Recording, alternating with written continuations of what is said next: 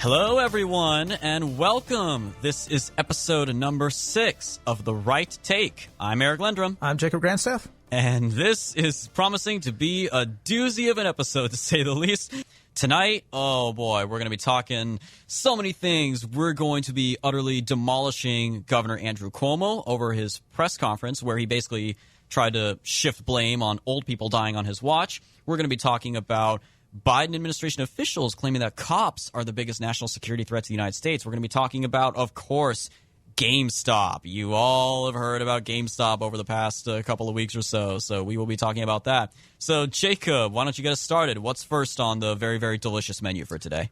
So a lot of Republicans falsely thought that Joe Biden would govern as a moderate because in the Senate, this is something that Rush Limbaugh actually pointed out when he noticed that Donald Trump was going after Biden for being a radical, or the fact that he would enable radicals. And he was pointing out, I don't really know if this is the correct way to look at it, because when people think of Joe Biden, they don't think of a left-wing radical. Now, while that's true from the PR standpoint, most people don't think of Joe Biden as being a radical. The moves that he's making are going to satisfy his base and the people who got him elected. And a good portion of that base is the people who are the Black Lives Matter radicals, who hate police officers, who believe that America is a genocidal nation. It was founded on genocide. It was founded on people who stole land from the rightful owners of the land. And one of these people is now at the State Department. We've got Jelena Porter. She is now the State Department's deputy spokesperson. In a 2016 Facebook post, she posted, the largest threat to U.S. national security are U.S. cops, not ISIS, not Russian hackers, not anyone or anything else. And and she goes on, if y'all don't wake up and rise up to this truth, the genocide against blacks in America will continue until we are near extinct. So you got people, this isn't that long ago. This is September 20th, 2016. The Washington Free Beacon uncovered this, and she's now the State Department's deputy spokesperson. So, it's kind of hard to claim that Joe Biden and his administration are going to be in any way moderate when they're hiring people like this. This is stuff that you would hear out of 1960s radicals, the people that the government put in prison, not the people the government hired. So you've got essentially 1960s radicals who are now in the halls of power, in the halls of Congress now, working for directly for the government. And this is just, you got one police officer who kills one unarmed black man, and this is supposedly a continuation of genocide against black Americans. If she takes that view of the United States, how does she view the majority of Americans? That's the question we got to ask about the people that the Biden administration is hiring. You're expecting this government to represent all Americans, and this is something that Biden has repeated over and over again. I will be a president for all Americans. That's kind of hard to believe whenever his State Department is hiring people like this. Yeah, and it needs to be said. I know this may sound kind of like a cop-out, like kind of just a very something that's been said multiple times, but it needs to be said again. Imagine if the roles were reversed politically. Imagine if someone who was hired as a spokesperson for Trump's State Department a couple years prior on Facebook had posted, oh, you know that the biggest national security threat to the United States is black people, right? And then they got a position in Trump's government. You know what would happen to that person. They would rightfully be absolutely torched and excommunicated for saying something like that. And they would be torched and excommunicated by Republicans. Oh, yeah, of course. Absolutely. Yeah, the Republicans never hesitate to patrol their own their own ranks. You see it with Congressman Steve King. But Democrats, they let their radicals run wild because, I guess it must be so nice to have a media that covers for you, a media that is not going to cover this, because this story was reported by the National Pulse, which is Raheem Kassam's website. You're not going to see that on CNN or NBC or even Fox News for that matter.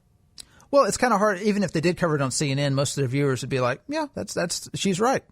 They've become so radicalized. Most of CNN's viewers have become so immune to this kind of radicalism that they would look at it and go, yeah, the United States is a genocidal nation. And they, wouldn't think twice about it. Well, I guess that means we should only enjoy it all the more when there are rare moments when the media actually does do some real journalism for once.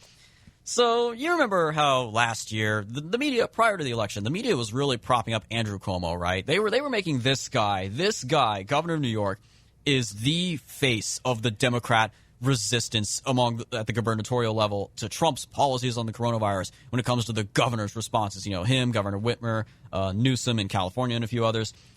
Oh, how the tables have turned. So in case you guys didn't hear about this, a report was issued by the New York Attorney General Letitia James, who is a Democrat, a very radical Democrat, who is in her spare time going after Trump over everything from, he didn't tie his shoes properly.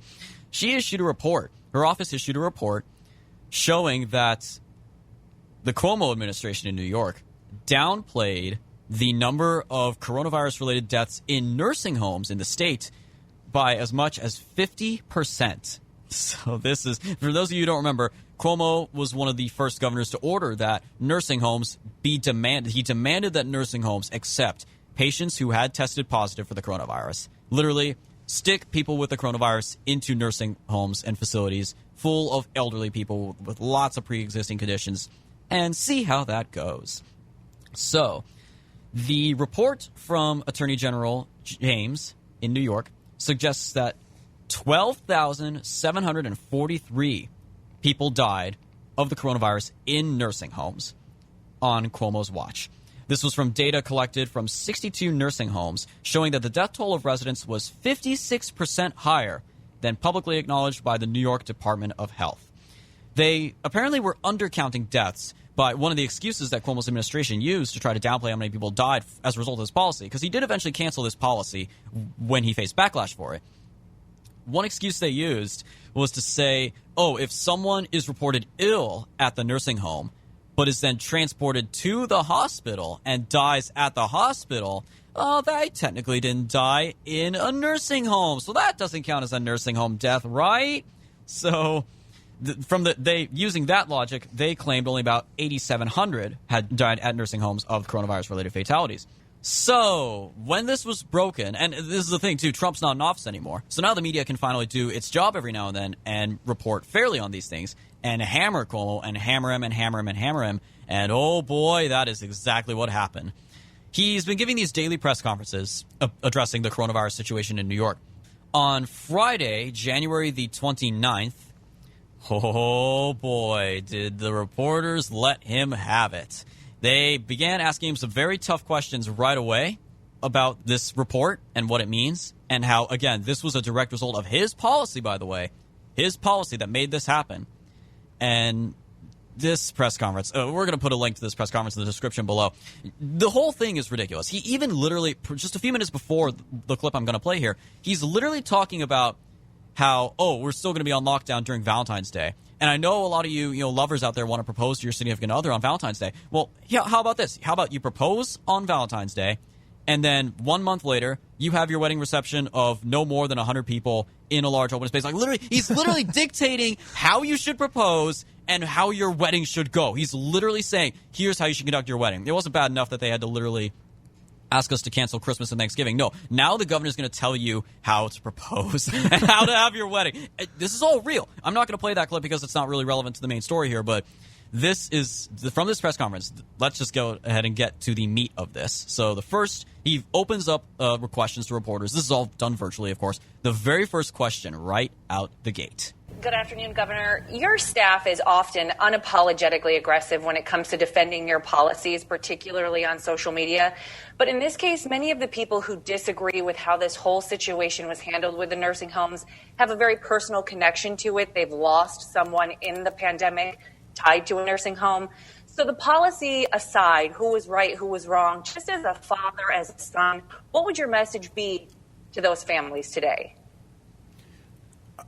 What I would say is everyone did the best they could. When I say the State Department of Health, as the report said, the State Department of Health followed federal guidance. So if you think there was a mistake, then go talk to the federal government. It's not about pointing fingers or blame. It's that this became a political football, right? Look, whether a person died in a hospital or died in a nursing home, it's the people died. People died. I was in a hospital. I got transferred to a nursing home, and my father died. My father was in a nursing home, got transferred to a hospital, and my father died. People died. People died. Hey, Jacob, did you know that people died? Yeah, a lot of them died thanks to him. I just can't. And that's just the beginning. It just gets worse. So first off, you notice what he did there. Like, first off, he said, in terms of blame, why don't you go talk to the federal government? Obviously, he's referring to Trump. That's a jab at Trump. But in the very next breath, he says, it's not about blame. Right. Like, bro, you literally just half a nanosecond ago blame Trump. And then you turn around and say, oh, this isn't about blame? This man has absolutely zero self-awareness. Zero self-awareness. Furthermore, you heard there he mentioned, my father died. My father died. His father, who was also governor of New York, Mario Cuomo, served 3 terms. Mario Cuomo died in 2015, by the way. Most people don't know that. You hear him say that, his father died of coronavirus. No, he died in 2015. His father's death had nothing to do with the virus. What is that? How is that supposed to help? Basically trying to tell the people who lost loved ones to COVID thanks to his incompetence. I know how you feel, because my dad died 2 years ago. I can't. I remember listening to this part live. I actually heard that part live as he said, people died. And it actually made me livid. Oh, but wait, there's more. By the way, the same people are dying today. 96% of the people who die are older people with comorbidities, which happens to be the population that lives in nursing homes. It's continuing today, even with all the testing that we're doing. If you look at New York State, we have a lower percentage of deaths in nursing homes than other states. So they had comorbidities, they had pre-existing conditions, so they were just going to die anyway, right? Am I listening to this right, Jacob? He's essentially saying they were going to die anyway, just deal with it. It's funny how when Republicans actually tried to point out the age of COVID victims and the fact that many of them weren't going to live very much longer to try to defend the Trump administration, the Democrats were very quick to point out that that's irrelevant because these people died because of Trump. But all of a sudden, now that Trump's out of the way, now you see Cuomo using the same exact arguments to defend his performance. Apparently now it's relevant. It's okay to use those kind of tactics and those kind of arguments. So is he also essentially saying that it's okay now to talk about things like the CDC study that shows only 6% of people actually died of the virus and the remaining 94% die due to pre-existing conditions that are exacerbated by the virus? Sure, because, it's now on him. The blame is now on him, not on Trump. Can you protect old people with comorbidities from COVID? Totally? No. No. If we could, it would be over. If it wasn't over last year, it would have been over by now, right? It's still not over. So I understand the pain. I understand the search for answers. But it was a tragedy. And I feel the anguish and I feel the pain. And I get the anger. My father died. I wish I had someone to blame. It would have made me feel better, maybe. But they're in my thoughts and prayers. Oh, if you guys could see my face right now, I am actually losing my composure just listening to this and looking at this guy's face. This guy, if you listen to even look at his face and listen to his voice, you can tell he's going for that politician thing where he feigns like he feels bad, like he's almost like he's trying to bring on a couple of tears, like he maybe put some eye drops in his eyes or something before this. Like he is trying to make it seem like he cares when he clearly does not. This man literally could not care less.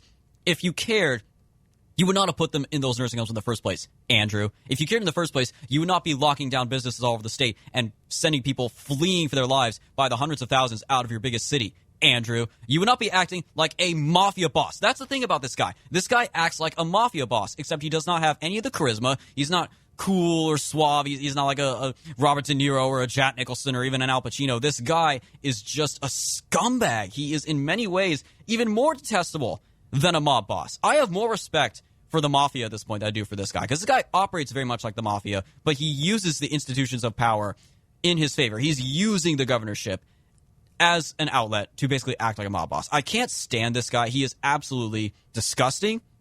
He's reprehensible. I am furious on behalf of the people in New York and my few friends I have in New York. I just can't stand this guy. He's horrible. He's a disgusting human being. I seriously hope he loses re-election next time around, but I'm not going to hold my breath because it is New York. But that would be hysterical if he were to lose. Because, by the way, you know who's talking about running for governor of New York in 2022? George Pataki, the Republican who came along in 1994 as part of the big Republican Revolution and served as governor for 3 terms of his own. In 94, by the way, you know who he defeated to become governor of New York in 1994? Mario Cuomo? Mario Cuomo. He denied Cuomo a 4th term. And now he's talking about possibly coming back and doing the same thing to the son, Andrew. Now, Pataki, don't get me wrong, he is kind of a rhino. He doesn't like Trump. You know, he's a New York Republican. But I would still have to tip my hat to that guy if he came along and successfully slayed 2 generations of the Cuomo dynasty. That would just be absolutely priceless. So I know I'm not providing too much great, really complex commentary for this. I can't find the words for this. I am just angry. I am enraged. The lack of compassion he has for the people that he killed. You make that policy decision. What did you think was going to happen, Andrew? What did you think was going to happen when you put sick people into nursing homes? Please, tell me. This should not be rocket science. What did you think was going to happen? Maybe that's just the best to leave it at that point then. I've said what I need to say. I've thought of all the words I can think of within the bounds of reason, obviously, without cursing, without, any rude suggestions about what he should do to himself. He is just a disgusting person. In a way, I think he's almost worse than Whitmer. I think he's almost worse than Gretchen Whitmer. Gretchen Whitmer is pretty bad, but this guy is... Because, too, they were propping him up for a while. I think they were preparing for Biden to lose, and they were seeing this guy as the new standard bearer of the party. They were saying, Cuomo for president. Surely Cuomo will run for president. Governor of New York with his leadership. Rah, rah, rah. And now I think he knows, too, especially with Biden in. So whatever happens with Biden, one way or another, Kamala is probably going to be the nominee in 2024. And looking at least 2 terms, because she's obviously younger and not senile like Biden is, his time is not coming anytime soon to run for president. And especially now with his new Democratic Party that is increasingly less and less and less about old white men, he knows his chances probably slipped away. And he probably did want to run for president, but he knows he's probably never going to get that chance again. So this is just a man coping with the twilight of his political career. Well, and I do agree that it was the media was looking at him as being a potential 2024 candidate, especially CNN, because his brother works at CNN. So that was they were definitely propping him up all during the spring, hoping to showcase his leadership versus Trump's leadership to show that this is the way a real leader, this is how a real executive acts during a time of crisis. But unfortunately for him, Biden got in. And, it's not taking the Biden administration very long to jump on the America Last bandwagon. And we've got a perfect example of that with what the Justice Department is doing now, which it's investigating Elon Musk's SpaceX following a complaint of hiring discrimination. So when, on face value, a person sees this CNBC headline, they're going to assume, okay, well, Elon Musk's company, SpaceX, they must have been discriminating against black Americans. They must have been discriminating against non-white Americans, because that's typically what the Justice Department under a Democratic administration is going to look at, discrimination against American citizens based on race, religion, or creed, something of that nature. But no. This actually was opened last year, this investigation in this company, because a complaint was filed in May of last year by a non-U.S. citizen. So the DOJ's Immigrant Employee Rights section received a complaint of employment discrimination from a non-U.S. citizen claiming that the company discriminated against him based on his citizenship status. But get this, it's not just the fact that he was a non-U.S. citizen. You may be thinking, okay, well, he's an immigrant. He's a legal immigrant in the United States just looking for work, and Musk's company isn't hiring immigrants. They're only hiring American citizens, which, by the way, is what every company in America should be doing. American citizens should be the first one through the door. And if immigrants want jobs, they should have to get the ones that American citizens weren't able to get. American citizens should be brought to the front of the line when it comes to employment. But that's not even what this is about. It says the charges allege that on or about March 10th, 2020, during the charging party's interview for the position of Technology Strategy Associate, SpaceX made inquiries about his citizenship status and ultimately failed to hire him for the position because he is not a U.S. citizen or lawful permanent resident. This individual, we don't even know if they're living in the United States at the time. They're not even a lawful permanent resident. For all we know, this is an illegal immigrant who's living in the United States. They applied for the job. They didn't get the job. They were asked about their citizenship status and legal residency, and they were refused employment allegedly based on their non-citizenship status and their non-legal residency. And now they're bringing a complaint to the Justice Department claiming discrimination. So the Justice Department is now demanding that SpaceX turn over certain documents that they subpoenaed that SpaceX refused to turn over regarding this. But this, SpaceX appealed this and they wanted the case to be thrown out. The Justice Department, under the Trump administration, refused to throw the case out. And now under Biden, they're going to be charging full speed ahead on this case, looking to help this individual, this apparent illegal immigrant, sue SpaceX for damages, apparently for them not hiring an illegal immigrant. So we literally have an American Justice Department that is suing a company for not hiring illegal immigrants rather than suing companies for hiring illegal immigrants. So, used to the Democratic Party, at least during the 90s, well, not even under Clinton. Bill Clinton would have done something like this. During the early 2000s and 2010, especially under the Obama administration, the understanding is that once you get a Democratic administration in, they're going to go very lightly on companies who hire illegal immigrants because the illegal immigrants are married or the fathers or the kids of legal immigrants whom the Democratic Party hopes to eventually make their voters. So they don't want to anger the legal immigrants who are eventually going to become naturalized. This isn't even about that. Now they're going a step further and they're looking to punish a company for not hiring an illegal immigrant. So at this point, Americans, not only can they not expect the government to go to bat for them in protecting their jobs, but they can now expect the government to go to bat for foreigners to take their jobs. So, at this point, it's basically everything that the Biden administration has done, whether it's the Keystone XL pipeline, whether it's this, it's basically just one big middle finger to the American worker. Or now the $15 minimum wage. Every single act that this administration is doing with regarding American workers is basically just telling American workers that they're expendable. We can always bring in foreigners to do their jobs, and now they're even going to fight for the right of illegal foreigners to take their jobs. That really is clown world in a nutshell. How did we get to this point, Jacob? We got to this point. We got to this point by teaching generations and generations of Americans that the United States is not a legitimate country. Because you think about this as the logical next step. If you believe that America is a nation built on stolen land, that the Europeans who settled this country weren't here legitimately, that their descendants are still immigrants even though we were all born here, and if you teach them that the country itself is a nation of immigrants, then why wouldn't the logical next step be for the government to give immigrants and future immigrants preference over the native-born citizens? Because if we're a nation of immigrants, that means all immigrants are equal to people who are born here. So this is just from decades and decades of propaganda. This is natural. This is what we can expect when you propagandize a nation to believe that they are basically bastards in their own nation.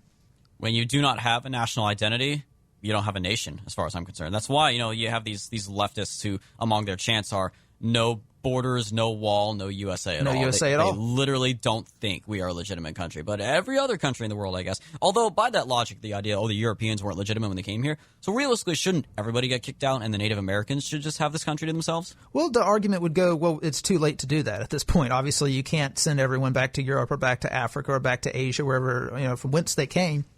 So instead, let's just, since, our ancestors invaded this land, let's allow ourselves to be invaded. Let's allow people to come here with no documentation and give them the same rights and the same protection in employment discrimination laws as you would give U.S. citizens. Because this is the U.S., the U.S. Justice Department that's going to bat for a non-U.S. citizen the same way they would if this were a U.S. citizen discriminated against because of their race. But because of they're suing based on their non-citizenship status, saying I was discriminated against because I'm not a U.S. citizen and I wasn't even here legally. So yeah, this really is. We really are entering a post-American. It's almost as if we are an occupied country. You've got almost as if you got a foreign government who's given priority to foreigners over Americans. And again, I know last time we talked, on the last episode we addressed the energy workers and the unions that backed Biden, and obviously are now regretting that decision after he killed the Keystone XL pipeline. Once again, working class voters must take one look at this, at the Biden DOJ taking this initiative to put illegals way at the front of the line, to just cut in front of everyone else, and are probably thinking, what in the world are we voting for? What in the world did we vote for? Did this guy actually just do this? You know, he's Scranton Joe, right? He's working class Pennsylvania, or I guess Delaware sometimes. Scranton Joe, you know, working class Joe, blue collar Joe. Nope, it was never going to be a thing, unfortunately. He was never going to care about the American workers. This was Joe Biden of the 90s when he wasn't senile, maybe. Yeah. But and that brings up another point. You know, a lot of this, Joe Biden probably doesn't even have any idea this is going on. I seriously doubt he has any idea this was going on.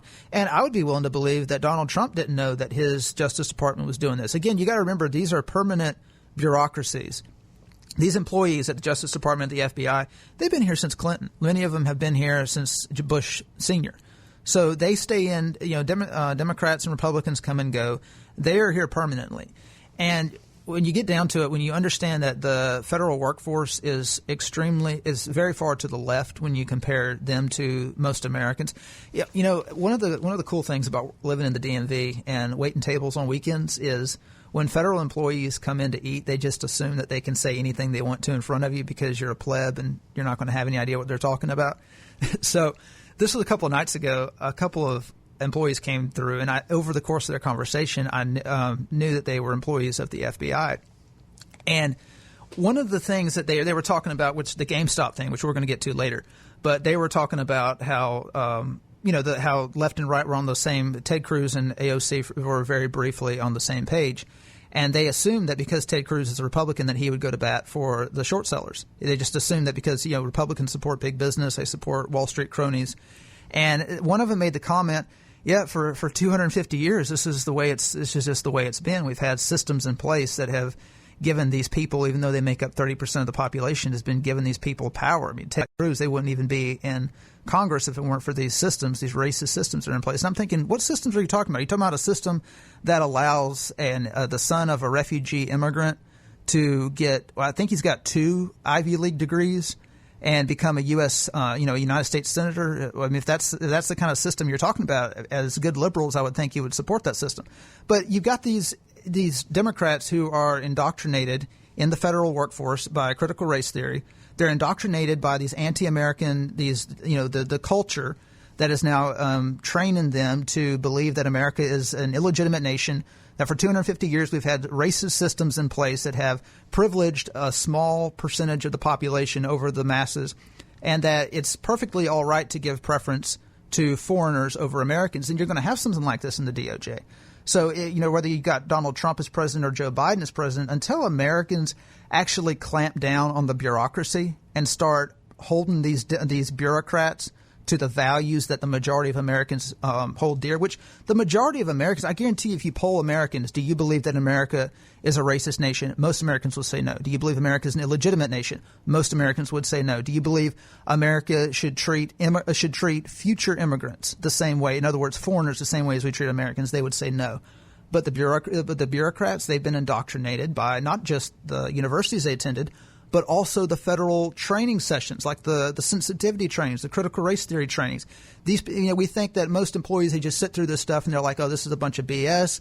I'm just here because I have to be here. And that's true for some employees. But a lot of employees, they eat it up. They become indoctrinated, just like people in, a bureaucracy in a communist country would become indoctrinated through the universities they attended and the whatever training sessions they had to attend to become employees for their communist government. So this is until Americans really rein in the bureaucracies and get the bureaucracies to, adhere to the values that we hold dear, we're going to continue to see preferential treatment given to foreigners over our own people. Yeah, and the bureaucracy, not just that, but it's funny that you mentioned that the guys you overheard were FBI, because just recently the FBI was involved in another episode of completely getting away with something that no average American would get away with. So you guys remember the whole Russian collusion nonsense, right? The Tom Clancy novel that the left tried to spin for 3 years as Donald Trump is a Russian agent and he's working with Vladimir Putin and he's a Manchurian candidate. Well, Jacob, want to tell us about how supposedly the one guy who might have supposedly been on the hook for that is about to walk free? So, this is one thing about, the right for so long. They saw Republicans getting arrested and going to prison for all kind of illegal stuff, like who was it? Trump's campaign manager, Paul Manafort.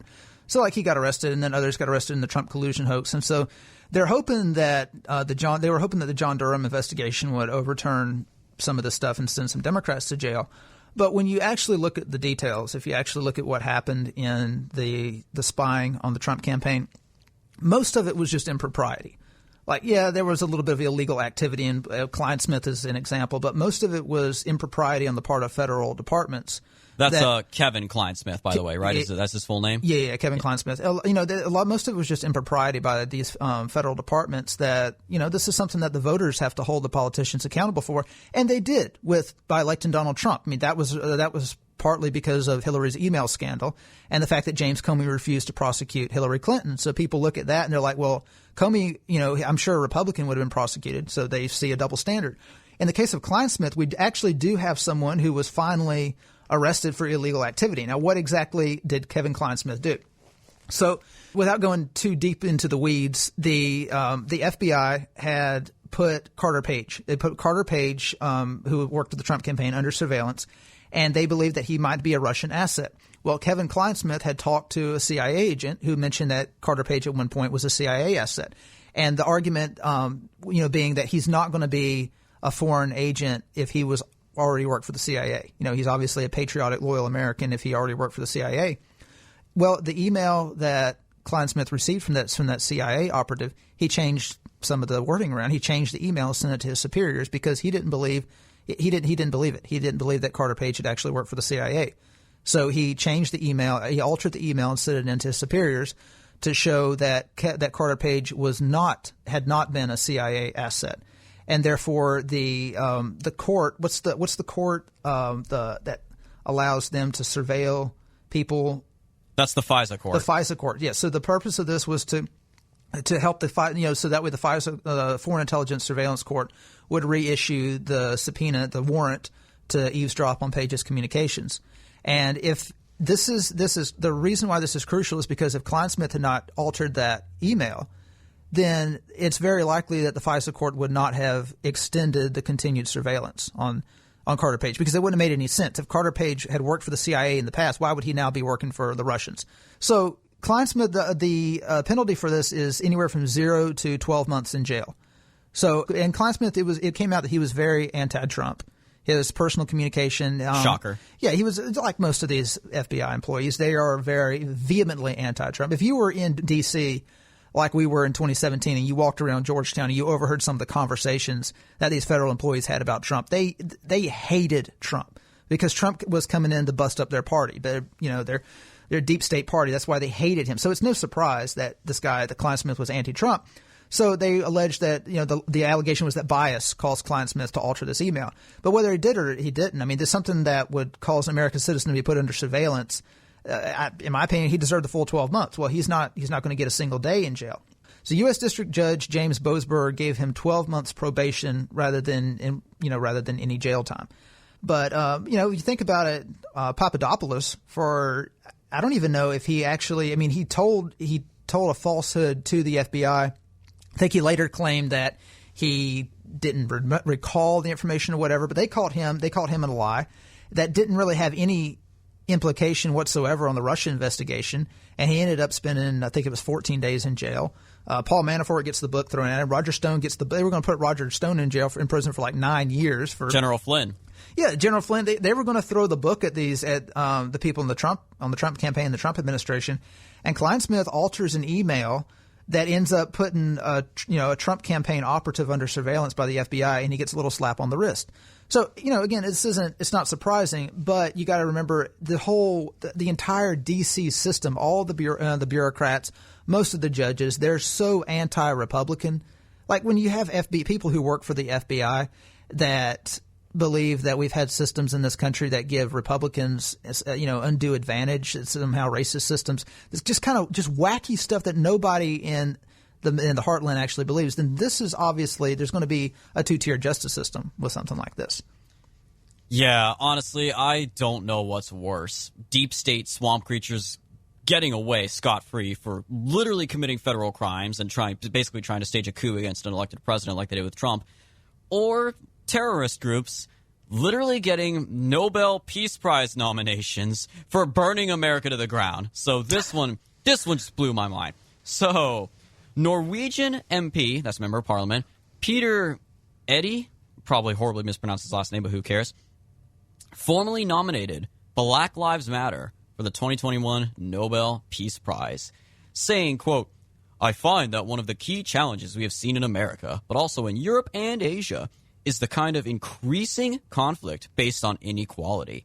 Black Lives Matter has become a very important worldwide movement to fight racial injustice. They have had a tremendous achievement in raising global awareness and consciousness about racial injustice." So I guess advocating for the abolition of the nuclear family and calling to completely defund and abolish police departments is somehow peaceful, right? That's raising awareness about racial injustice, I guess. I don't know. I mean, granted, he's a European, so he is not here to actually witness that stuff. And they have a very, obviously, most European nations, especially the Western nations, have very, very much farther left views on social issues than we do here in America. Like the kind of right-wingers who get elected in America still to this day, like the Ted Cruzes, would never get elected in a European country unless it's like one of those base Central or Eastern European countries like Poland or Hungary. But this is just astounding to me because he then goes on to say, continuing to shower praise on them, they have been able to mobilize people from all groups of society, not just African Americans, not just oppressed people. It has been a broad movement in a way which has been different from their predecessors. This is great. He, of course, has to. He has some self-awareness that he has to address the elephant in the room. He says, quote, "Studies have shown that most of the demonstrations organized by Black Lives Matter have been peaceful." Okay, tell that to the business owners who had their businesses burned to the ground in cities all across the country. Tell that to the equivalent of over $2 billion worth of damage across the country over the summer. Tell that to the families of the roughly 25 people who were murdered as part of these Black Lives Matter riots. One of the things they quote one of the things they're referencing is they'll pull every protest in the wake of the George Floyd death, even in small little towns and hamlets that protested police brutality. With like 5 people. Yeah, they'll add that to the overall, the overall dynamic. But those weren't Black Lives Matter protests. A lot of those people were just older folks who got out, local citizens that protested what they believed was a police murder. They protested for a day or two, and then they left. They didn't do it anymore. They didn't have anything to do with Black Lives Matter. Yeah, I would love to see those studies, by the way, Mr. MP Eddy. I would love to see those studies because he then goes on to say, quote, "Of course, there have been incidents, but most of them have been caused by the activities of either the police or counter-protesters," end quote. Okay, so what? Counter-protesters burn down small businesses? Police burn down police precincts, Mr. Eddy? Because something doesn't add up there, buddy. In Richmond, Black Lives Matter protesters set fire to a house, a multifamily house with a child inside, and blocked the fire trucks as the fire trucks tried to make their way to the house to put out the fire while people were screaming, "There's a child inside." The Black Lives Matter protesters blocked the fire truck. The police had to come and literally fight their way through the rioters so the fire truck could make it through and save that child's life. So, if you support Black Lives Matter, you can one day tell your grandkids that you supported a movement that tried to send a message by burning children alive. You could chalk this up to just some dumb lefty European that has no idea what he's talking about, but they probably won't even win. I don't know if they'll win the award. If they do, God help us all. But just the nomination alone is an actual insult. There's no excuse. There's no excuse whatsoever for anyone supporting BLM in 2021. You can't claim ignorance. I mean, you've got all of this stuff. Everything is on YouTube. And even for the death of George Floyd, all you have to do is go to the YouTube search bar and type in George Floyd body cam footage, and you can see that the whole premise that they started this what is it, the third or fourth wave of BLM protests, and it started way back in, I think, like 2014. You can tell that the whole premise is false. So there's no excuse for supporting this movement in 2021 unless you're just a psychopath. Let's go ahead and move on to the fun stuff. Oh, boy. So, the main topic for today. This is the main course. You guys ready for this? So, there are times, Jacob, when I think, first off, the existence of the internet, as far as I'm concerned, is the greatest love-hate relationship of all time. The worst days, the internet was the biggest mistake in the history of mankind, as far as I'm concerned. But on the best days, there's sometimes it brings poetic justice. That's for sure. On the best days, the internet is one of the greatest things. This is GameStop story. Surely you all know what we're talking about. This is, for one thing, every single time I see this story even referenced, I can't help but just start giggling like an idiot and have this stupid grin on my face because this is just one of the funniest things. The idea that a bunch of autistic Redditors can organize a movement to buy GameStop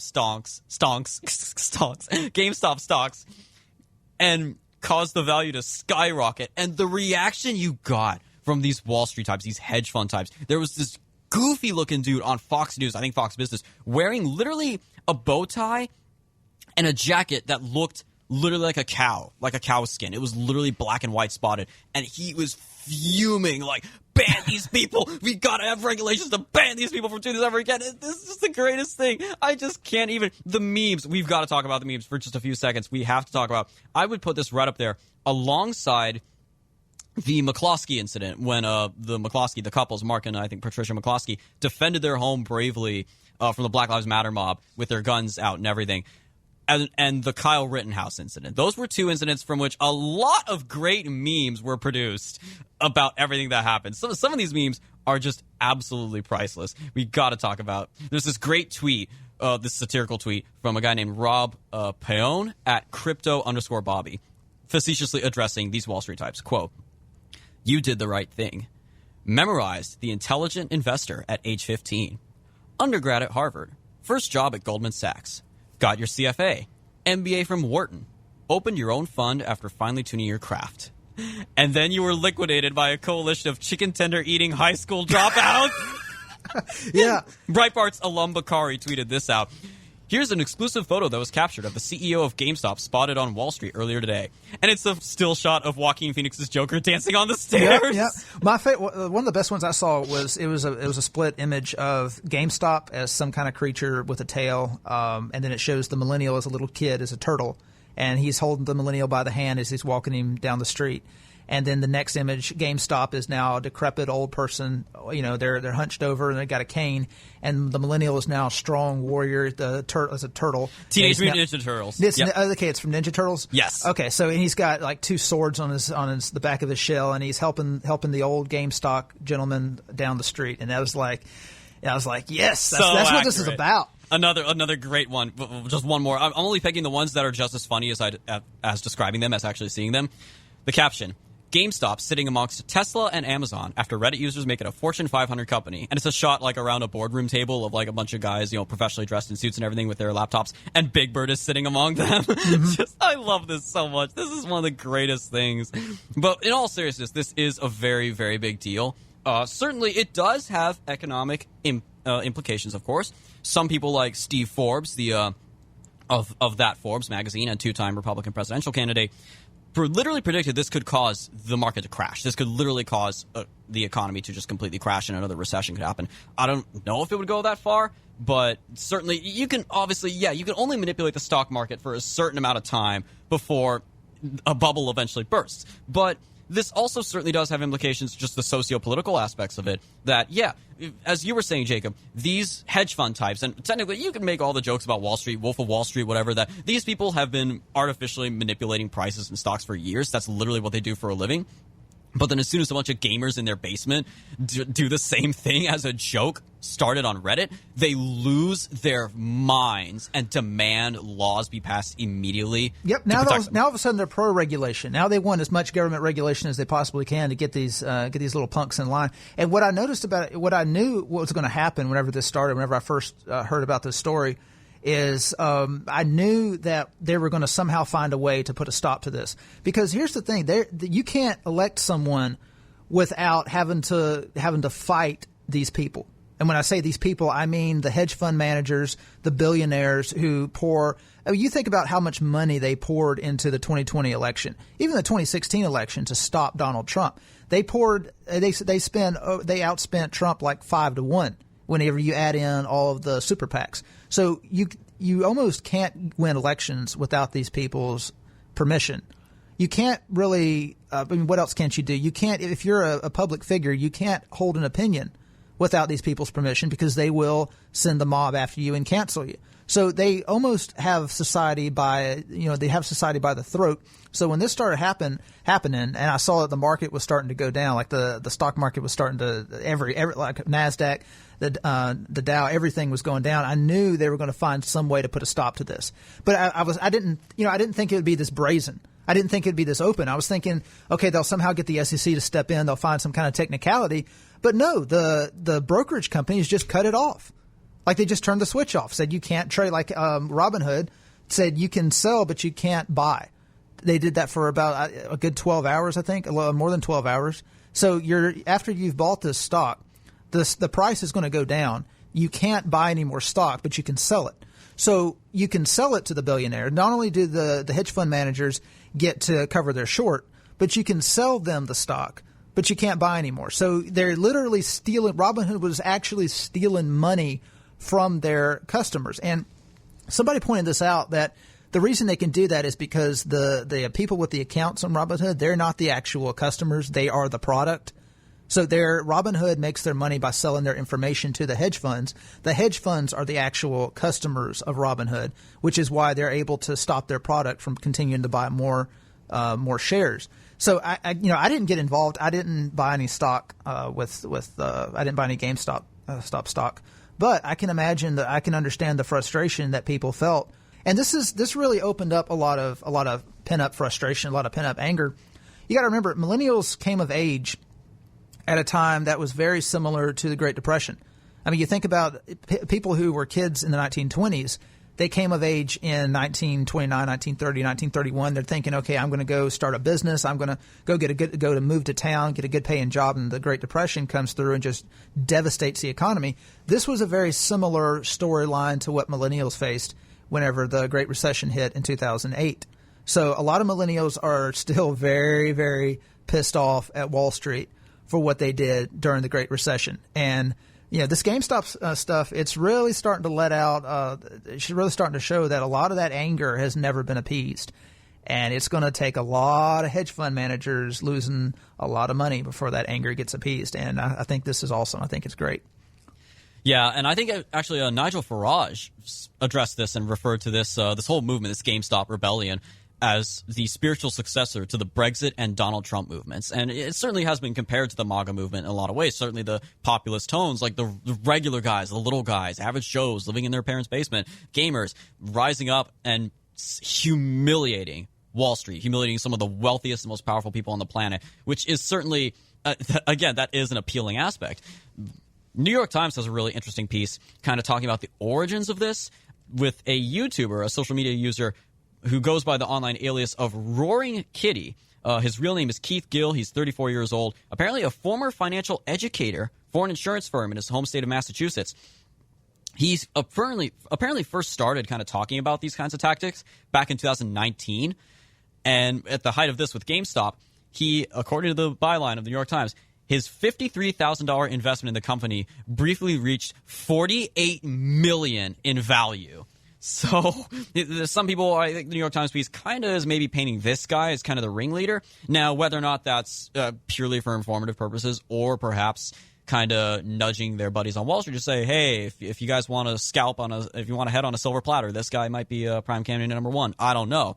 But this reinforces that this was totally organic. This is the kind of stuff I usually wouldn't expect it from Reddit. Again, this came from Reddit, the subreddit r/Wall Street Bets, which I think has become probably the second prominent subreddit to be banned. First they banned the Donald, the pro-Trump subreddit page, and then they briefly banned r Wall Street Bets. They eventually created a new one, r Wall Street Bets New, before they unlocked, restored access to r Wall Street Bets, the original. But this is how organic this is really another big aspect of the story. This isn't supposed to happen. This is the reason. So here's how 2021 was supposed to play out. The media narrative was that 2020 sucked, that we finally got rid of the president who made 2020 suck. That was the narrative they were pushing. Now we've finally got Democrats in power. Joe Biden as president. We finally got a minority as vice president. So now we've got representation.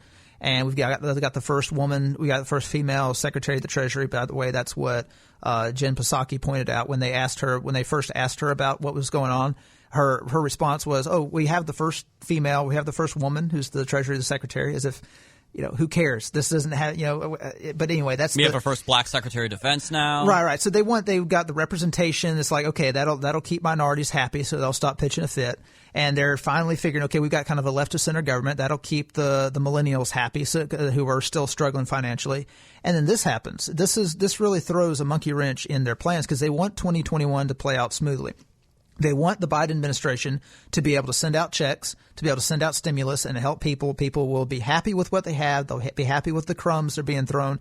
And they'll move into sort of like an FDR. We'll finally move into a Democratic majority FDR era where for the next 12 years we'll have Democratic administrations who will move us away from populism. So this really, really messes up their plan because, look, the average millennial Democrat does not think like the average Democrat in power.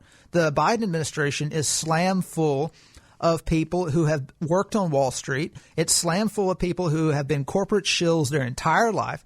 And a perfect example. Now, she is not a Biden administration official, but this is kind of some of the thinking that goes behind the people who look at the Redditors as basically just a bunch of peasants who don't know what they're doing. Some of them want to use carrots. Others want to use sticks. Laura Unger is one of them that wants to use a stick. So she went on CNBC and said this. So the SEC does have the authority to suspend trading if it thinks that the market is being manipulated. The unfortunate thing about that is then it almost guarantees that people holding that GameStop stock would lose money. No kidding. Like, really, they would lose money if the SEC stopped in and stopped them from trading. And see, this is what I expected to happen when this started. I figured the Biden SEC is going to jump in because whenever they were asking Psaki about this and they were asking the Biden administration about what their reaction to it was, instead of coming out and basically saying, well, hey, look, these Redditors, the little people are now playing by the same rules that these hedge fund managers have been playing at for decades. Instead of giving the populist leftists what most leftists think, instead of giving that response, they just said, we're monitoring the situation. That was their continual response. We're monitoring the situation.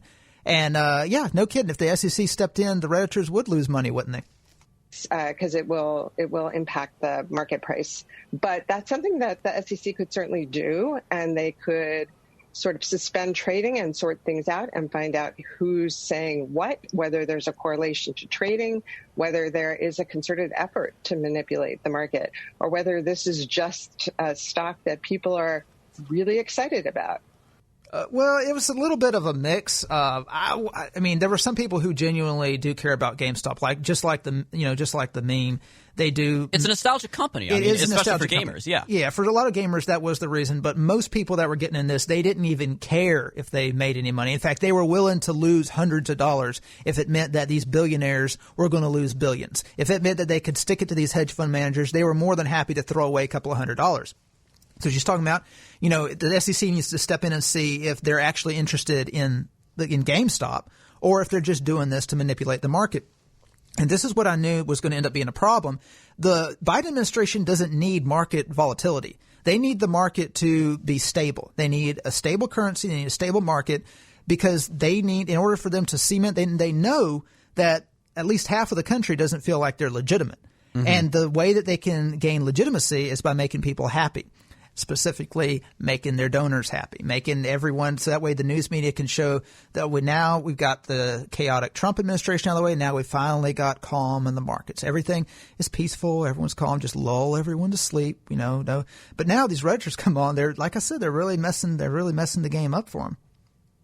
I was just going to say, doesn't what make this harder that it's all happening on social media? I mean, how do you define market manipulation when you're talking about the internet and social media and blogs? Well, if people actually are saying, let's all buy 1,000 shares now to drive up the price, I would say that sounds like market manipulation to me. Whether they're really doing it, who's the person that's saying it, what's their interest in raising that stock price, and what's the actual impact. The problem is if the regulators do nothing and this happens, it really puts a lot of question about the integrity of the market. Right. And it really everybody's scratching their heads over this. what should happen? What is the right thing to do to control this or stop this? Not unlike what we saw on January 6th at the Capitol, right? If you don't have the police in there at the right time, things go a little crazy. And that's kind of feels like what's happening with this. Much different, much lesser degree. It's financial harm, not personal bodily harm. But certainly that's the same kind of, platform created frenzy that people are operating under. And these are very trying times. She just had to throw in an obligatory reference to the Capitol. I mean, come on. How many times are we going to hear about? I swear the Capitol is the new Charlottesville. They're going to constantly talk about it. Thinking is on this. They do associate the Redditor army with the Capitol protesters because both of them are populist. Both of them are bucking the system. Both of them are getting out of their place. See, the peons aren't supposed to make money. The peons aren't supposed to trade on Wall Street. And if they do, they should do it to save for their retirement because they're supposed to, they're supposed to make no more than $50,000 during their working career. It's supposed to be good little workers. And then if they do invest, it should be through some kind of pension fund so that way they can take care of themselves in old age. It's the fat cats on Wall Street who are supposed to be doing this. And she says these are very trying times. It's very tough times. We just had a populist president. We had his army storm the Capitol. Very trying times. Yeah, they were trying times for the little guy when for decades your fat cat buddies got to get away with the same stuff on Wall Street. She talks about the Redditors driving up the price of the stock. Well, what do you think Melvin Capital was doing? They drove the price down by shorting GameStop. They're the ones who initiated it. And so for decades, when she was in the SEC, she was an SEC commissioner back during the Clinton administration, I think the first couple of years of the Bush administration. Back then, this was before the internet had taken off. Reddit, I don't think even existed. Nope. So now that the little guy can actually join in on the fun, now that we can actually see when these hedge fund managers are shorting a company, specifically a company that we like, that we grew up with, then that's the point where we can actually fight back. And this is scaring the absolute crap out of these people.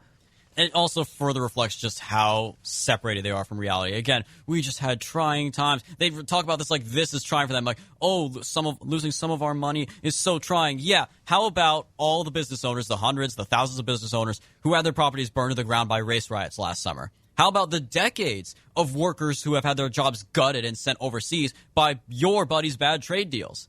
You want to talk about tough times? You want to talk about hard times, how trying times economically? Trump was coming along and making things better and was bringing things back and making these times much less trying for the working class. But you guys didn't like that because, no, we have to bring in our cheap immigrant labor and we have to have our trade deals that allows us to get all these imports from China for a few cents cheaper, even though they're made by literal slave labor. The audacity, again, of these people, the disconnect. They think the world revolves around them. Well, it's because for decades it did. And if you see the way that they want to clamp down on this, we see how big tech is clamping down. What they would love to do is merge big tech and big business with government in a very fascistic way. So that way they can use the Department of Justice and the FBI the same way that Twitter, basically the way that Twitter punishes its users. They really want to use the regulatory agencies, the FBI and the DOJ, to punish American citizens that way to make sure that they walk the line. Exactly. And this is something that requires a full policy solution, right? The same way that some of the social media platforms took down the former president's Twitter account, and Facebook is having an external advisory board review the content. It could be something that requires a broader solution and approach and a real policy mandate. So if you notice, she references Twitter, how Twitter took Trump off the platform, which that has nothing to do with GameStop. That has nothing to do with what's going on here. They're two separate issues. In fact, a lot of the Redditors probably voted for Biden. In fact, I would say most of them did. But the reason why they're linking the two is because, again, they have nothing in common. There's no connection between the two. But the reason why people like Laura Unger are making reference to this is because that's immediately where their mind goes. In fact, there was a reporter for Mother Jones who tweeted out, "I've just returned from Telegram and the Nazis are buying GameStop." So these people, Nazis now. I guess gamers and Redditors are Nazis now. They're Nazis now because they're bucking the system, just like Trump and his voters bucked the system, the uniparty that we've talked about. These Redditors are bucking the uniparty. We don't need market volatility in their mind, because they're afraid these people are going to crash the stock market, which kind of makes you wonder, exactly how much benefit does it have to the average American when the stock market goes up and when the stock market goes down? These people transferred. I saw the number. The number you might need to check. We might need to check this, but the number I saw just in the first day after this, like after Thursday, was $70 billion that they transferred from billionaire-owned hedge funds to these people on Reddit. People were paying off their student loan debt that the government subsidized. People were finally probably able to get out of these 40-year-olds who have been dreaming of owning a home. A lot of them are probably now able to buy a home, at least those that got out early. And this is why she's making the connection, because they're both forms of populism, and they both buck the system that the Uniparty has supported for decades. So she mentions that they need to use the same tactics that Twitter used. And this is something that the right has been warning about for the past 5-6 years. You see college campuses erupting at free speech and people who come on their campus and disagree with them. Then you see social media erupting at free speech, at people who say something that goes against the grain. Eventually what's going to happen is these people are going to move from the campus to the corporation, from the corporation to government, and their mentality is going to remain the same. So these fascists on campuses who basically want to lynch conservative speakers, they're the ones who are eventually going to be running the regulatory agencies. That's why she mentions Twitter. That's why she says we need to have something similar in regulation like Twitter does in limiting free speech. Marshall Gittler, he's the head of investment research at BD Swiss. He also referred to the Reddit populist as the financial version of the storming of the U.S. Capitol building. Sebastian Mallaby of the Washington Post wrote, he said, this is an actual headline. He said, the good guys in the GameStop story, it's the hedge funds and short sellers. He said they love the big Wall Street guys now. Of course. This is who runs the Democratic Party. The Democratic Party is the corporate. That's why people claim they're a socialist. They're not a socialist party. They are the corporatist party today. So he writes, quote, to suggest a political analogy, they are not just blindly devoted to their candidate. They deny the legitimacy of the opposition party. They are not just acting within the system. They want to overthrow the system. Yeah, that's kind of what we're looking for. He also claimed, quote, a market without short sellers is like a political system without investigative journalists. Let me translate that for you. A market without privileged elites is like a political system without gatekeepers. I love that he actually says investigative journalists as if that's a thing anymore. Like, there's no in the mainstream media, there's no investigative journalists. But the anymore. argument is in politics, we need these quote-unquote investigative journalists because they are the gatekeepers. They keep people from Donald Trump. They keep people like Donald Trump from winning elections. And he's saying in markets, we need short sellers because the short sellers keep companies that the peasants like GameStop, from surviving. Keep in mind, these short sellers, Melvin Capital, they were trying to kill off, it was Melvin Capital and Citron, they were trying to kill off GameStop. That was how this whole thing started. They were short selling GameStop because GameStop, it's an old brick and mortar video game store. They figured people buy video games online. It doesn't need to exist anymore. So they were looking to make a profit by killing GameStop. And this happens over and over again. This is one of the reasons there was a town in Nebraska that actually died because a hedge fund manager decided to short the company that employed most of the people in town. So it was once a thriving middle America, really an Americana. I can't remember the name of it, but it was like an Americana community, and it dried up and blew away because a hedge fund manager wanted to make an extra buck. And so these people have been killing middle America for decades. And now that people decide to start beating them at their own game, now all of a sudden we got to compare them to insurrectionists, people who stormed the Capitol. I'm old enough to remember when the Democrats were literally, like, during the Bush years, when they were against Wall Street and the big banks, and they passed Dodd-Frank and all these things. And even, not too long ago, a little something called Occupy Wall Street that the Democrats were all for. The Democratic Party mostly embraced it. This is one more reason, too, why I gotta say, in all complete honesty, because, again, we were talking off the air about this, and we said how Elizabeth Warren gave a lot of lip service to the Occupy mindset, but she, at the end of the day, also answers to her corporate masters, like most of the others in the Democratic Party. There's only one Democrat out of the approximately 527 who ran for president last year on the Democrat side who actually meant it when he said he would take on the corporations and that Wall Street hated him because he knew he would take them on. And that was Bernie Sanders. Yeah. And again, I know that's why they killed his candidacy. Exactly. They had to kill that candidacy. And I've said, as bad as Bernie is, if we go into 2020, the simulation of 2020, knowing that Trump is going to lose if you had to choose between does he lose to Biden or does he lose to Bernie, I'd rather have him lose to Bernie than Biden, honestly. Yeah, because if someone asked Bernie's spokesperson what they're going to do about this, they would have been very unequivocal in the fact that they're not just going to monitor the situation. They'll be like, we're going to go after the hedge fund managers. We're going to help the Redditors crush the hedge fund managers. So get this, Melvin's Gabe Plotkin, he's the owner of Melvin. He was expanding his $44 million Miami home when all this went down. So he was in the process of he was going to tear down part of his home and build a tennis court. His home, he owns 2 homes. This one home, just this one, costs $44 million.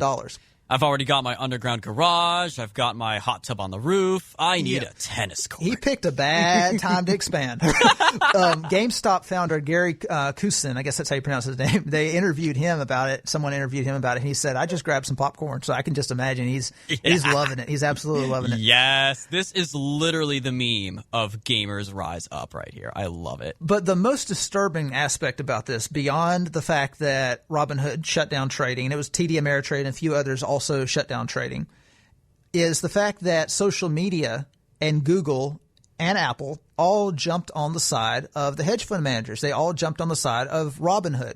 So Robinhood stops trading. They immediately get negative reviews out the wazoo. Their rating goes down to 1 star immediately. Apple and Google. Google and Apple both delete 100,000 comments. They may delete 100,000 reviews to keep their rating at 4 and 5 stars. And another thing, Discord eliminated the Wall Street Bets chat on their platform because they claimed hate speech, which is very, very convenient. You know, just while all this is going on, they just happened to decide that someone went over the line. This was the final straw. Right in the middle of this, they decided to delete the chat. For hate speech. Right. Facebook deleted it. The pantheon of all the groups of people throughout history who have been truly oppressed. You know, the Jewish people, you got the Irish, Wall Street hedge fund managers. Yeah, too much hate speech at these Wall Street hedge fund managers. Facebook gets rid of the chat. And this isn't the first time Facebook has done this. There was a conservative group that created a group on Facebook to basically just give financial advice, to help conservatives with financial advice, and Facebook killed the group. And there becomes a pattern that develops then whenever you look at this. You got social media companies, you got Google, you got big tech, all colluding with the hedge fund managers. And a lot of these hedge fund managers, Steve Cohen, who owns one of the hedge funds that bailed out Melvin, he owns the New York Mets. So a lot of these hedge fund managers, they own sports teams. There are corporations that depend on them for capital. So that's why whenever you see these corporations and these sports teams put out Black Lives Matter propaganda, it's all the same. They're all on the same page. They all receive talking points from the same masters. And people attack the sports teams. They attack the corporations for their support for Black Lives Matter and other anti-American causes.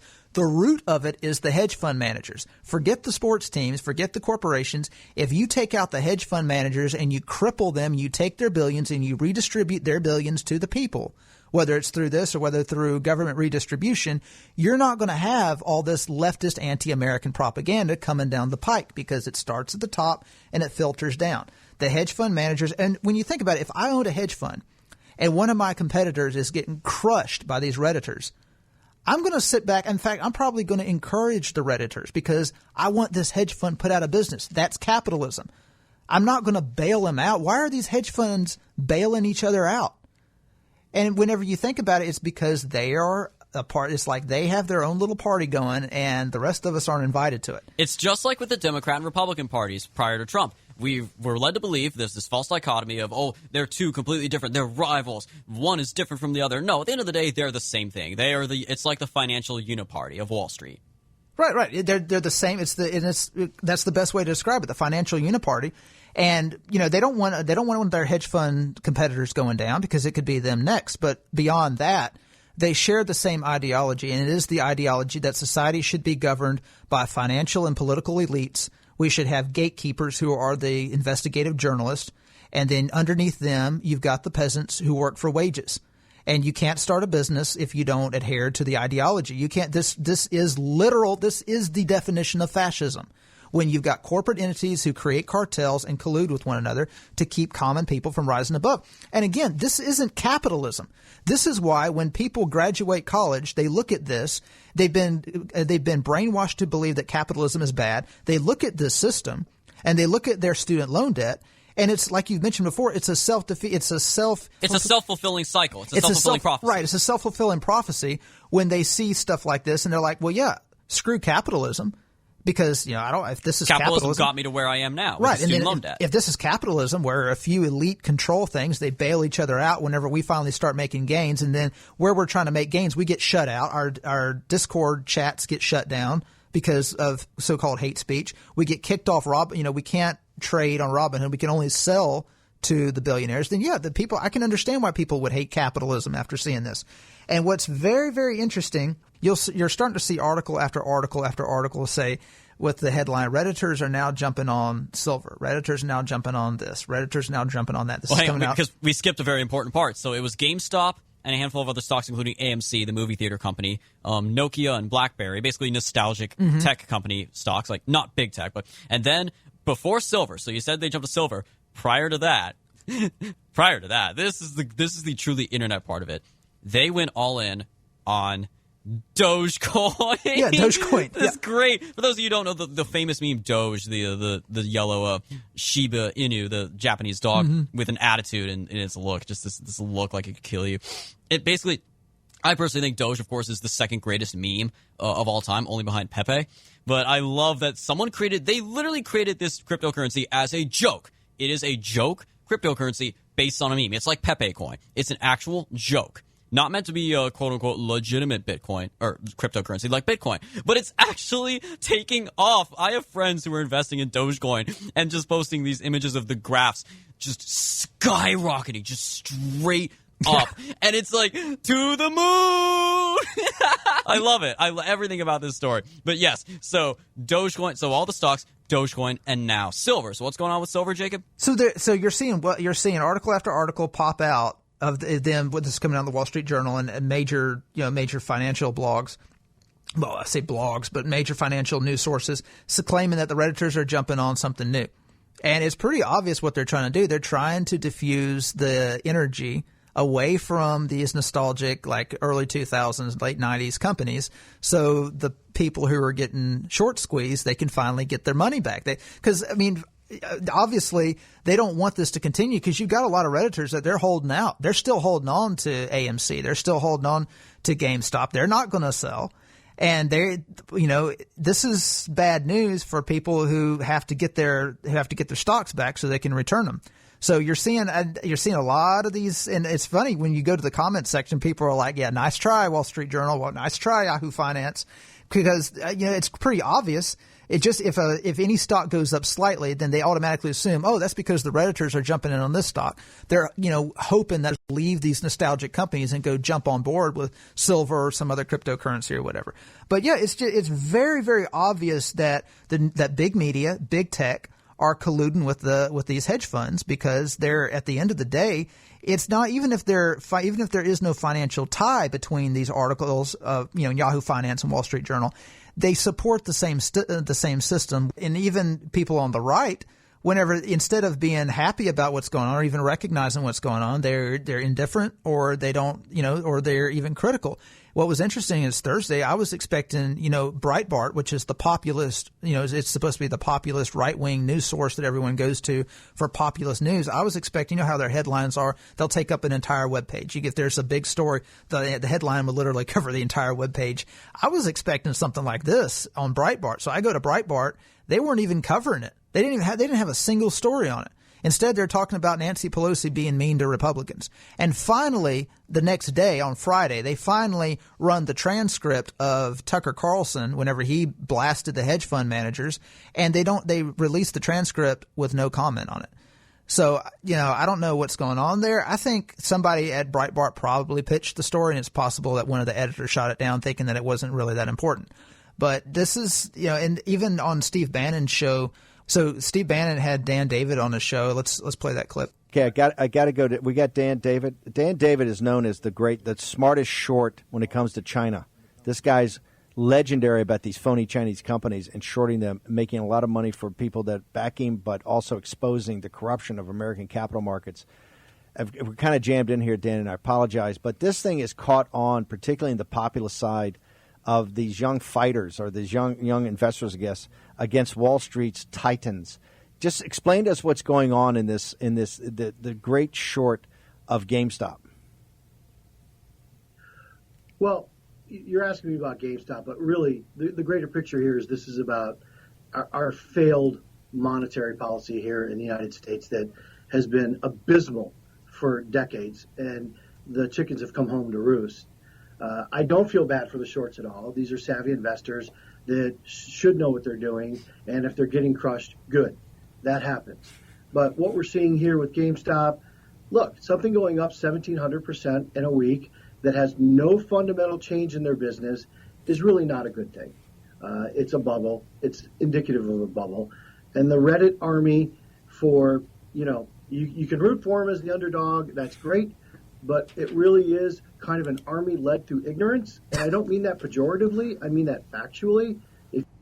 It's an army of ignorance, but I don't mean that pejoratively. Are you kidding me, dude? Like, I'm pretty sure ignorance is a universal insult. Right. This is like people who look at the Trump voters and they're like, these voters, I'm glad they're getting involved in politics, but they really are kind of ignorant. They don't know what they're supporting. They don't realize that Trump really doesn't care about them. But they're hillbillies with their guns and Bibles. Yeah, it's very passive aggressive.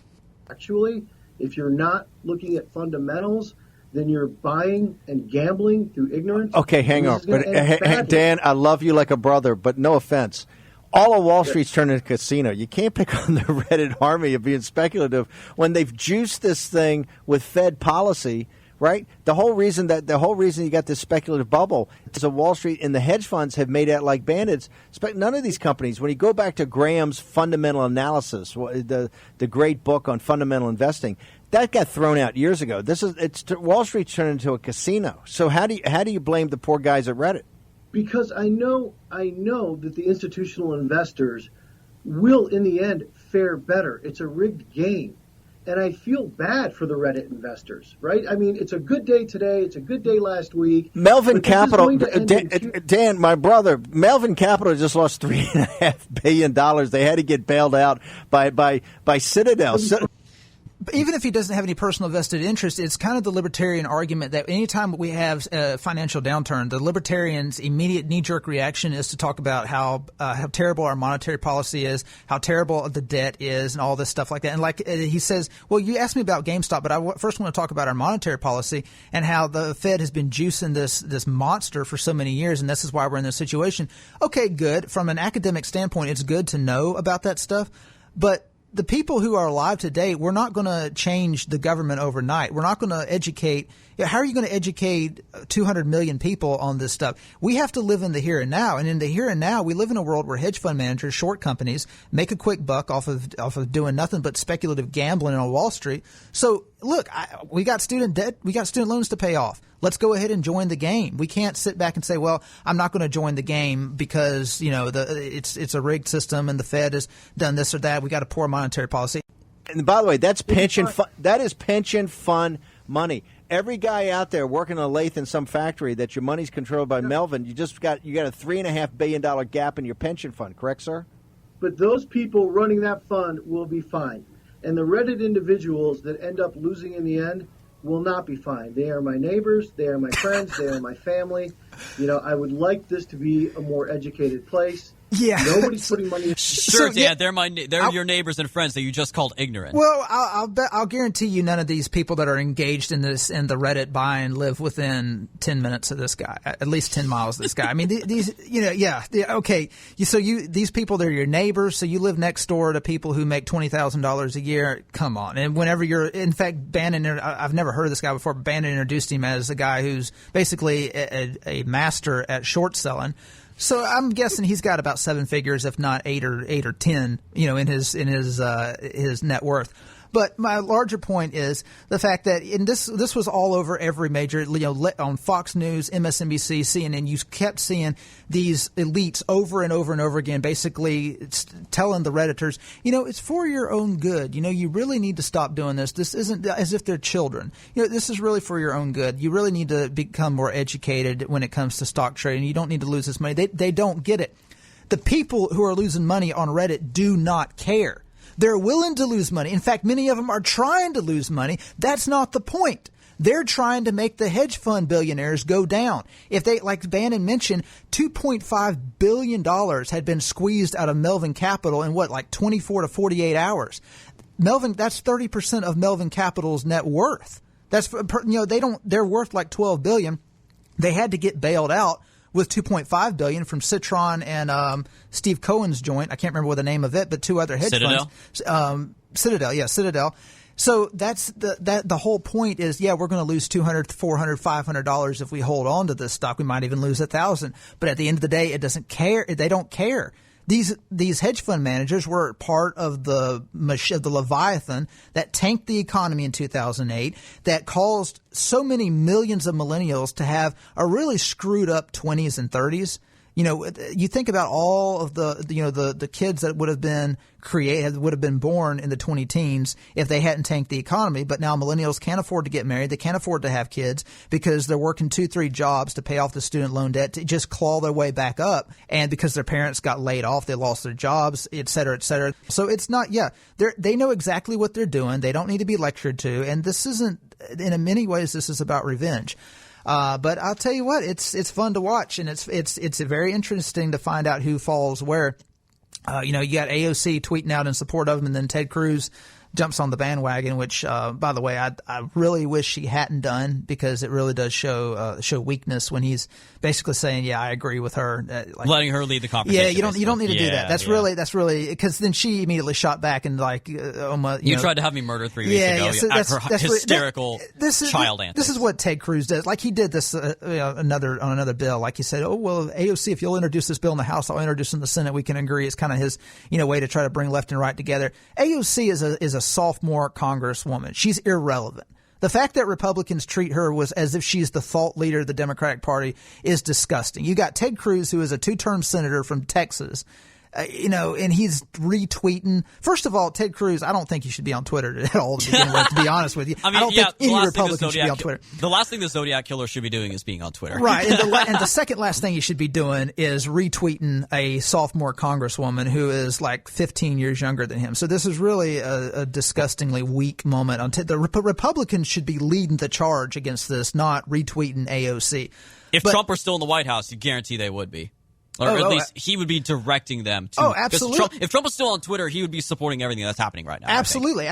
Instead of, left and right are on the same page, but unfortunately you've got people on the right who are trying to virtue signal by showing the lefties, hey, look, I'm on your side, instead of saying, hey, this is the conservative position. You need to come over to our side. That's what he should have been doing. But real quick, going back to the millennials thing and tying it back to something Steve Bannon said, I think one of the greatest political debates of our time, and probably in all of history, was the debate that Bannon had in November of 2018 with David Frum, a prominent never-Trumper, neocon Republican. He worked for Bush, is currently a writer for The Atlantic.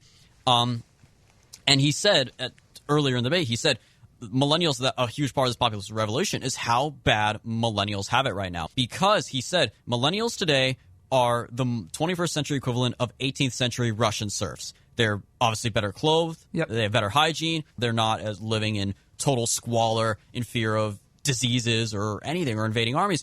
But they own just as much property, which is not a lot. They have just as much wealth, and they are coming of age in a workforce where they will not be able to break in. Whether it's, they're wasting time with these useless social studies degrees that don't get them jobs, they're crushed with student loan debt, whatever. They are in a horrible financial shape, by and large, as a generation, a worse off generation than most past generations. And that is going to be the fuel. He said this back in 2018, in November 2018. That is going to be the fuel of the next generation of this populist uprising. And we are more than happy to cover it and watch it come to fruition and come into play now in the form of this GameStop rebellion. And this GameStop, AMC, Dogecoin, Silver Rebellion, Who knows what they're going to pick next? I cannot wait to see that. So until next time, guys, this has been episode number 6 of The Right Take, and we'll catch you next week.